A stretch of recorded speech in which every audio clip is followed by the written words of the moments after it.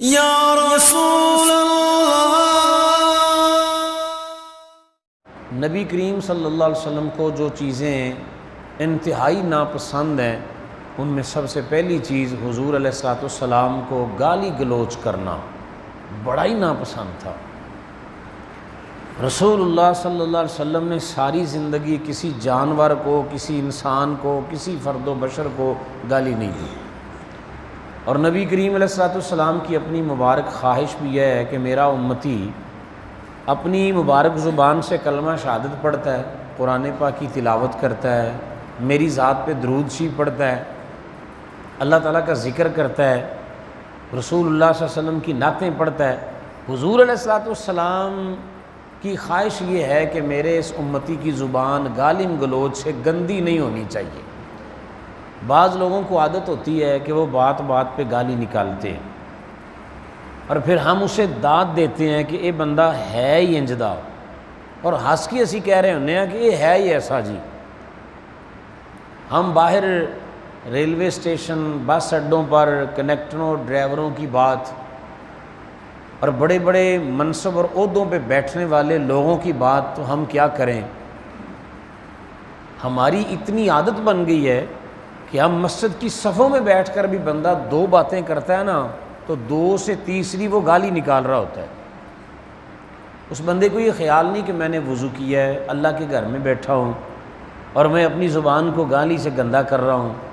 تو نبی کریم صلی اللہ علیہ وآلہ وسلم کو گالم گلوچ کرنا، گالی دینا بڑا ہی ناپسند ہے۔ حضرت جابر بن سلیم رضی اللہ تعالیٰ عنہ آپ فرماتے ہیں جس دن سے مجھے پتہ چلا ہے نا کہ یہ عمل میرے مصطفیٰ کو پسند نہیں ہے، فرماتے ہیں پھر مرتے دم تک میں نے کسی آزاد بندے کو، کسی غلام کو، کسی اونٹ کو، کسی بکری کو بھی گالی نہیں دی۔ کیوں؟ یہ میرے مصطفیٰ کریم صلی اللہ علیہ وسلم کو عمل پسند نہیں ہے۔ تو جو عمل حضور علیہ الصلوۃ والسلام کو پسند نہیں وہ ہمیں بھی پسند نہیں ہونا چاہیے۔ کیوں جی؟ ہم کوشش کر سکتے ہیں نا کہ ہماری زبان ذرا ہمارے کنٹرول میں رہے۔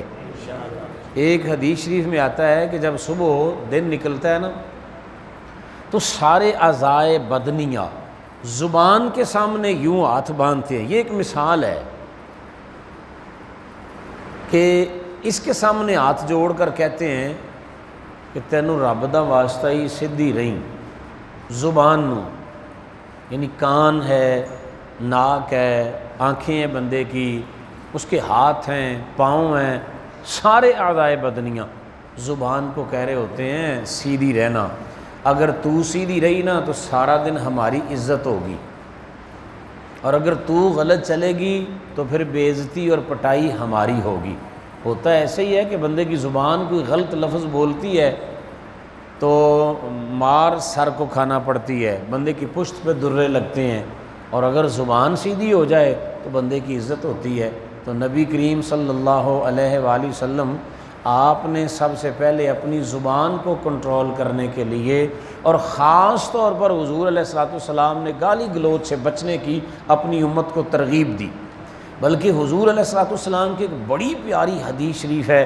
حضور علیہ الصلوۃ والسلام نے اپنی امت کو خطاب کیا، فرمایا میرے غلاموں، میرا کلمہ پڑھنے والوں، دو چیزوں کی تو مجھے ضمانت دے دو، اپنی شرمگاہ کی اور اپنی زبان کی۔ لفظوں کو سمجھیے ذرا، غور کیجیے ذرا۔ حضور علیہ الصلوۃ والسلام فرماتی اپنی شرمگاہ کی اور اپنی زبان کی ضمانت تو مجھے دے دو، جنت کی ضمانت میں اللہ کا رسول تمہیں دے دیتا ہوں۔ اتنا عمل ہے۔ تو اللہ تعالی ہمیں یہ عمل، اس بات کو سمجھنے کی اور اس پر عمل کرنے کی اللہ تعالی ہمیں توفیق عطا فرمائے۔ ہم انشاءاللہ الرحمن جمعۃ المبارک کے اندر اللہ پاک کے گھر میں بیٹھ کر یہ نیت کرتے ہیں کہ انشاءاللہ الرحمن ہم آئندہ اپنی زبان پہ کبھی گالی نہیں لائیں گے انشاءاللہ۔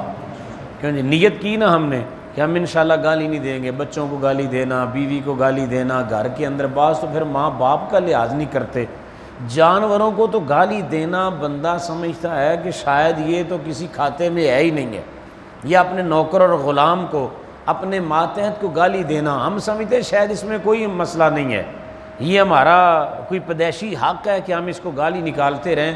تو ایسا نہیں ہے۔ ہم اپنی زبان کو ہرگز ہرگز ہرگز گندا نہیں کریں گے۔